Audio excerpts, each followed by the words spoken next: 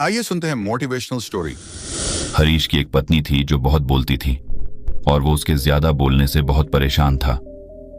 हरीश को पता चला कि जंगल में एक महात्मा आए हुए हैं। वह अपनी पत्नी को उनके पास लेकर जाता है और कहता है कि मुनिवर, कृपा करके आप इसे समझाइए, ये बहुत बोलती है। मेरे मना करने के बाद भी इसका दिन भर इसका मुंह चलता ही रहता है। मैं इसे कितना समझाता हूं कि कम बोलाकर चुप रहना सीख, लेकिन नहीं, और हर बार इसकी वजह से लड़ ढाई होती है। महात्मा मुस्कुराए और बोले, मैं तुम्हें इस बात को एक कहानी की मदद से समझाता हूं। मेरा गुरु का एक शिष्य था जो बहुत बोलता था। वह हर समय इधर उधर की बातें करता था और कभी शांत नहीं रहता था। जब वह दान लेने के लिए जाता तो हर घर से एक नई कहानी लेके आता और आश्रम के दूसरे शिष्यों को सुनाता, और एक शिष्य की दूसरे से बुराई करता, चुगली करता और दूसरों के सामने अच्छा बनने का प्रयास करता और खुद के मुंह से ही खुद की तारीफ करता रहता और हमेशा खुद को गुरु के सामने सबसे बुद्धिमान और उत्तम साबित करने का प्रयास करता। वह खुद को सभी शिष्यों से अलग और श्रेष्ठ मानता था। उसका कहना था कि मैं एक अमीर घर का बालक, अगर मैं चाहता तो एक आरामदायक और सुविधाओं से भरा जीवन जी सकता, लेकिन मैं वह सब छोड़ कर यहाँ आ गया क्योंकि मुझे खोज करना, खुद को जानना है, जीवन को जानना है। एक दिन गुरु ने आश्रम के सभी शिष्यों को बुलाकर कहा, आप सभी को अगले 1 महीने के लिए कोई न कोई संकल्प लेना होगा। इससे आपकी संकल्प शक्ति मजबूत होगी और आप में आत्मशक्ति का संचार होगा। आप सभी अपने सामर्थ्य के अनुसार कोई भी संकल्प ले सकते हैं, और यदि 1 महीने से पूर्व आप में से जिसका भी संकल्प टूट जाएगा तो वह अपनी पुरानी दिनचर्या में वापस आ सकता है। सभी शिष्यों ने अपनी शक्ति के अनुसार संकल्प लिए और गुरु को अपने अपने संकल्प के बारे में बताकर वहां से चले गए। लेकिन वह शिष्य जो खुद को सबसे अलग दिखाना चाहता था, वह सीधे गुरु की कुटिया में पहुंच गया और बोला, मैं कोई छोटा मोटा संकल्प नहीं लेना चाहता, बल्कि खुद की ही जैसे एक और महान संकल्प लेना चाहता हूं। कृपया आप ही बताएं मुझे क्या संकल्प लेना चाहिए। उसकी यह बात सुनकर गुरु मुस्कुराए बोले, क्या तुम मेरे द्वारा दिए गए संकल्प को पूरा कर पाओगे? क्या तुम्हारे लिए उसे पूरा करना संभव होगा? शायद नहीं, वह तुम्हारे लिए संभव नहीं। तुम उसे पूरा नहीं कर पाओगे, इसीलिए तुम खुद ही कोई संकल्प ढूंढो। शिष्य ने कहा, नहीं गुरुदेव, आप जो भी संकल्प मुझे देंगे मैं जरूर उसे पूरा करूं। गुरु ने कहा, ठीक है, तो तुम अगले 1 महीने तक चुप रहो, मुंह से एक शब्द भी नहीं निकालोगे, यही है तुम्हारा संकल्प। शिष्य ने कहा, गुरुदेव, यह भी कोई संकल्प है? ये तो बहुत ही आसान है। आप कोई संकल्प दीजिए जो मेरी योग्यता के बराबर हो। गुरु ने कहा, पहले तो तुम इस संकल्प को तो पूरा करके दिखाओ। शिष्य ने गुरु की बात मान ली और वह उसी समय चुप हो गया और पलटकर कुटिया से बाहर चला गया। उसे चुप रहना बहुत आसान लग रहा था। उसने एक दिन तो जैसे तैसे चुप रहकर काट लिया, लेकिन दूसरे दिन से उसके मन में ना बोलने का बोझ बढ़ने लगा, और तीसरे दिन उसे भारीपन महसूस होने लगा, और चौथे दिन उसके अंदर एक अजीब सी बेचैनी होने लगी, क्योंकि आसपास आश्रम के सभी शिष्य एक दूसरे से बातें कर रहे थे। वह भी अपना पक्ष उनके सामने रखना चाहता था, उनकी बोलती बंद कर देना चाहता था, लेकिन उसका संकल्प उसके आ रहा था, इसीलिए वह पूरे दिन सिर्फ और आंखें बनाता। इसी तरीके से कुछ दिन और बीते और वह शिष्य बीमार पड़ गया। उसका सिर फटा जा रहा, उसका खाने पीने तक का मन नहीं था, वह सिर्फ बोलना चाहता था। वह गुरु के पास गया और उनके सामने बैठकर लिखकर उन्हें बताया, गुरुदेव, मैं बोलना चाहता हूं, बिना बोले मुझे सांस नहीं आ रही है, मेरा दम घुटता जा रहा है, मैं अंदर ही अंदर पागल हुआ जा रहा हूं, मैं क्या करूं? संकल्प तो ड दूं क्या? ये पढ़कर गुरु मुस्कुराए और बोले, मैं संकल्प ढाने के लिए नहीं होते, लेकिन जो अपने संकल्प को पूरा कर लेता है वह अपनी आंतरिक शक्ति को बढ़ाता है, और जो अपनी आंतरिक शक्ति को बढ़ा लेता है वो समाज और जागृति की राह पर आगे बढ़ जाता है। संकल्प का लेना भी तुम्हारे हाथ में था और इसे तोड़ना भी तुम्हारे हाथ में है। तुम्हारे बहुत से भाई अपने संकल्प को तोड़कर अपनी पुरानी दिनचर्या पर वापस आ चुके हैं। अगर तुमसे नहीं हो पा रहा तो तुम भी संकल्प तोड़कर अपनी पुरानी दिनचर्या पर वापस जा सकते हो। लेकिन याद रहे, अगर आज तुम इस छोटे से संकल्प को नहीं संभाल पा रहे तो तुम अपनी बाकी की पूरी जिंदगी को कैसे संभाल सकोगे? बाकी फैसला पूरी तरह से तुम्हारे हाथों में है। गुरु की यह बात उस शिष्य के दिल में चोट कर गए। वो बिना कुछ बोले वहां से वापस चला गया और खुद को अपनी कुटिया में बंद कर वह केवल अपने जरूरी कामों के लिए ही कुटिया से बाहर निकलता, बाकी सारे समय कुटिया के अंदर ही बैठा रहा।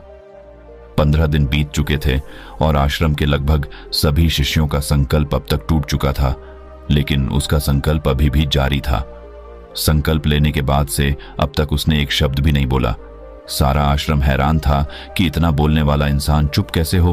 15 दिन बीतने के बाद वह दोबारा अपने गुरु के पास गया और लिखकर बताया है, गुरुदेव, मैं बाहर से तो चुप हूं, लेकिन मेरे भीतर बहुत सी आवाजें हैं, बहुत सी चीख पुकार और शिकायतें हैं। मैं अंदर ही अंदर बात करता रहता हूं। मेरा मन तरह तरह के प्रश्न पूछता है। मैं बाहर से जितना मोर, भीतर से उतने ही शोर शराबे से भरा। क्या इस तरह से मेरा संकल्प अभी भी है? गुरु ने कहा, हाँ, तुम्हारा संकल्प अभी भी जारी है, लेकिन जब तक लोगों की ये आवाजें तुम्हारे कानों में पती रही, तुम्हारा मन बोलता रहेगा, क्योंकि इसे तो आदत है। तुम भले ही बाहर से चुप रहो, लेकिन तुम अंदर ही अंदर बोलते रहोगे। तुम्हें इन बातों से, इन आवाजों से दूर जाना चाहिए। शिष्य गुरु को प्रणाम कर वहां से चला जाता है और सुबह होते ही अपनी कुटिया छोड़ जंगल की तरफ चला जाता है। कई दिन बीत जाते, संकल्प का समय भी पूरा हो जाता है, लेकिन शिष्य लौटकर नहीं आया। आश्रम में सभी को डर था कि कहीं जंगली जानवर ने उसे खाना लिया हो। इस बीच उसे ढूंढने की बहुत कोशिश की गई, लेकिन वह कहीं नहीं मिला। गुरु भाइयों ने मान लिया था कि जंगली जानवरों ने उसे अपना शिकार बना लिया है, लेकिन गुरु को ऐसा नहीं लगता। एक दिन आश्रम का एक अन्य शिष्य गुरु के पास आया और बोला, गुरुदेव, हमारे उस अधिक बोलने वाले भाई के साथ क्या हुआ होगा? क्या जानवर ने उसे मार दिया होगा? गुरु ने कहा, हो सकता है कि जानवरों ने उसे अपना शिकार बना लिया हो, लेकिन उसके न लौटने की एक दूसरी वजह भी हो सकती है। शायद उसे वह मिल गया है जिसके लिए वह गया था। फिर शिष्य ने पूछा, गुरुदेव, क्या ज्यादा बोलना इतना हानिकारक होता है? गुरु ने बोला, कहा, इंसान के जीवन के बहुत सारे दुखों में से एक दुख यह भी है कि वह कभी चुप नहीं रह सकता, हमेशा कुछ ना कुछ बोलता ही रहता है। सिर्फ हमारे बोलने के कारण हमारे आधे से ज्यादा दुख पैदा होते हैं। हम में से कोई भी चुप नहीं रहना चाहता, हम बस सामने वाले को सुना देना चाहते हैं। जो भी हमारे मन में है सब निकालकर उसके मन में बैठा देना चाहते हैं, उसे समझा देना चाहते हैं कि देख, तू गलत है और मैं सही। इस तरीके से सुनने और सुनाने का यह काम जिंदगी भर चलता रहता है, लेकिन इस नासमझी में हम अपना समय, अपना जीवन, अपनी समझ और सबसे महत्वपूर्ण अवकीमती पल जो जिए जा सकते हैं, जिनको अनुभव किया जा सकता है, जिनमें आनंद को प्राप्त किया जा सकता है, यह सब खो देते हैं। लेकिन इसके बदले हमें मिलता क्या है? कुछ नहीं, सब व्यर्थ और बर्बाद हो जाता है। शिष्य ने पूछा, तो फिर इसका समाधान क्या है? गुरु ने कहा, पूरी जागरूकता के साथ अपने विचारों को देखना, यही एकमात्र तरीका है। सारी मानसिक समस्याओं का वर्तमान में रहकर चिंतन करना, पूरी जागरूकता के साथ अपना काम करना जिंदगी में चमत्कारिक बदलाव ला देता है। उसके बाद वह शिष्य गुरु से अपने प्रश्नों का उत्तर पाकर उनको प्रणाम करके वहां से चला गया। उस शिष्य को आश्रम छोड़ ढकर गए 3 महीने का समय बीत चुका था, लेकिन उसकी कोई खबर नहीं। अब तक तो सभी गुरु भाइयों ने भी उसके वापस लौटने की उम्मीद छोड़ी, लेकिन एक दिन वह आश्रम लौट आता है। लेकिन अब वह नहीं था जो यहां से गया था, वह कुछ और ही बनकर वापस आया था। उसके अंदर एक गजब का बदलाव महसूस किया जा सकता था। उसके चेहरे पर एक गजब का ठहराव और आंखों में बनी शांति थी। आश्रम में आते ही सभी गुरु भाइयों ने उसे चारों तरफ से घेर लिया और बातें करने लग गए। वह भी अपने गुरु भाइयों से बातें करने लगा। उससे बात करने वाले सभी ने यह अनुभव किया कि अब वह पहले जैसा उतावला और बातूनी नहीं रह गया था। उसके मुंह से एक एक शब्द बहुत ही सुलझे हुए और मधुरता के साथ निकल रहे थे। थोड़ी देर तक गुरु भाइयों से बात करने के बाद वह सीधा गुरु की तरफ चला गया। उसने गुरु के चरण छुए और कहा, गुरुदेव, क्या मैं अब भी मौन हूं? क्या अब भी मेरा संकल्प जारी है? गुरु ने कुछ देर तक शिष्य की आंखों में बड़े ध्यान से देखा और कहा, हां, तुम अब भी मौन हो। तुम्हारे मुंह से एक भी शब्द निकल नहीं रहा और तुम्हारा संकल्प अभी भी जारी है। शिष्य ने कहा, गुरुदेव, जब मैं आश्रम से गया तो मैं मुंह से तो चुप था, लेकिन मेरे अंदर बहुत सी आवाजें थी। मन में बहुत से प्रश्न थे और वह बंद नहीं हो रहे थे, तो मैं जंगल में चला गया, इस उम्मीद से कि वहां मुझे शांति मिलेगी और मेरे मन की बकबक कम हो जाएगी। लेकिन मैं जितना एकांत में जाता गया, मेरे अंदर की आवाज उतनी ही तेज होती गई। मेरे भीतर की पुरानी से पुरानी आवाज मुझे सुनाई देने लगी। तब जाकर मैंने महसूस किया कि मैं कितना गलत कर रहा था। जब मैं अपने परिवार वालों, दोस्तों को और गुरु भाइयों को बुरा भला कहता था तो उस समय मुझे लगता था कि मैं सही कह रहा हूं। जब मैं गुरु भाइयों की एक दूसरे से चुगली करता था और उनका मजाक बनाता, तब भी मुझे यही लगता था कि मैं उनसे बेहतर हूं और मैं सही कर रहा हूं। लेकिन उस दिन मैंने पहली बार महसूस किया कि मैं कितना गलत बोलता था। काफी दिनों तक ये आवाजें, ये शिकायतें मेरे अंदर चलती रही, लेकिन धीरे धीरे करके एक दिन ये सारी आवाजें मेरे अंदर से समाप्त हो गई। अब मैं भीतर से भी मौन हो गया। उस घने जंगल में बाहर से कोई बोलने वाला था नहीं और भीतर कोई आवाज बची ही नहीं थी, और मैं उस दिन पहली बार मौन का सही अर्थ समझा। मेरे चारों तरफ बहुत शांति थी। हालांकि अभी भी कुछ आवाजें आ रही थीं जो पहले भी आती थीं, लेकिन मैं उन्हें सुन नहीं पाता था। पर अब वह सभी आवाजें मुझे स्पष्ट रूप से सुनाई दे रही थीं।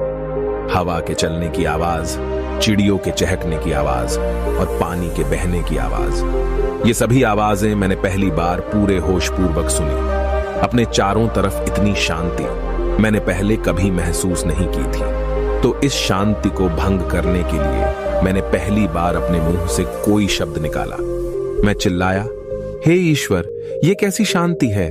सभी कुछ इतना शांत क्यों है? ऐसा क्या हो गया? लेकिन मेरे चिल्लाने के बाद भी शांति भंग नहीं हुई। सब कुछ पहले जितना ही शांत था, बाहर भी और भीतर भी।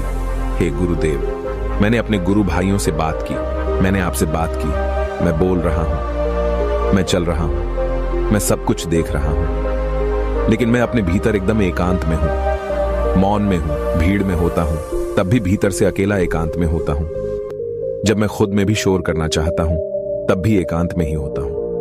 अब सब दिखाई पड़ने लगा है, सब सुनाई पड़ने लगा है। गुरु ने कहा, जब तक हम बाहर की तरफ बोलते रहेंगे, भीतर अशांति ही रहेगी। लेकिन जिस दिन हम भीतर की तरफ मुड़ जाएंगे, तब हमारे मुंह से कुछ भी निकलेगा, हम शांत ही रहेंगे। दुनिया में जितनी भी बुराइयां हैं, ज्यादातर हमारे बोलने से ही उत्पन्न होती है, क्योंकि हम चुप रहना नहीं चाहते। हम जितनी जरूरत है उससे कहीं ज्यादा बोलते हैं। हम सामने वाले को सुनना नहीं चाहते, बल्कि उसकी बोलती बंद कर देना चाहते हैं। उसे समझा देना चाहते हैं कि मैं कौन हूं, मैं क्या कर सकता हूं, और यही हमारी जिंदगी का मकसद बनकर रह जाता है। हमारी सारी ऊर्जा व्यर्थ के बोलने में बर्बाद होती रहती है। ऐसे ही समाज में लोगों का जीवन दुखों से भर जाता है, जो हमेशा एक दूसरे को सुनाने में लगे रहते हैं। कभी एक दूसरे को सुनना नहीं चाहते, समझना नहीं चाहते, और चुप रहना तो उन्होंने कभी सीखा ही नहीं, क्योंकि चुप रहना उन्हें छोटा महसूस करवाता है। दुनिया की सभी लड़ाइयों का कारण हमारा बोलना ही है। इसलिए हमें सिर्फ उतना ही बोलना चाहिए जितना जरूरी हो, क्योंकि व्यर्थ का बोलना ऊर्जा को नष्ट करना है, और यह बोलना ही हमें कभी अपने भीतर की ओर लौटने नहीं देता, क्योंकि यह हमें बाहर की ओर खींच कर रखता है, और बाहर है ही क्या इस संसार के अलावा। लेकिन अगर अपने भीतर के संसार की ओर मोड़ना है, तो इस मुंह को बंद ही रखना चाहिए। इसीलिए जितने भी बुद्ध हुए, आत्मज्ञानी हुए, वह सभी एकांत की ओर भागे, ताकि उन्हें ज्यादा न बोलना पड़े, ज्यादा सुनना न पड़े। वह एकांत में रहे और शांत रहे, इसीलिए आसानी से भीतर की यात्रा कर पाए। लेकिन अगर कोई चाहे तो इस संसार में रहकर भी एकांत में रह सकता है, शांत रह सकता है। लेकिन इसके लिए उन्हें अपनी ऊर्जा बचानी होगी, जिसे वह अब तक अपने व्यर्थ के शब्दों में बर्बाद कर रहे थे। दोस्तों, इस कहानी की सीख यही है कि व्यर्थ का बोलना ऊर्जा को नष्ट करना है। ज्यादा और व्यर्थ बोलना ही हमें अपने भीतर की ओर लौटने नहीं देता, क्योंकि यह हमें बाहर की ओर झुकाए रखता है, और जिन्हें भीतर की यात्रा करनी है, उन्हें अपने मुंह को बंद ही रखना चाहिए।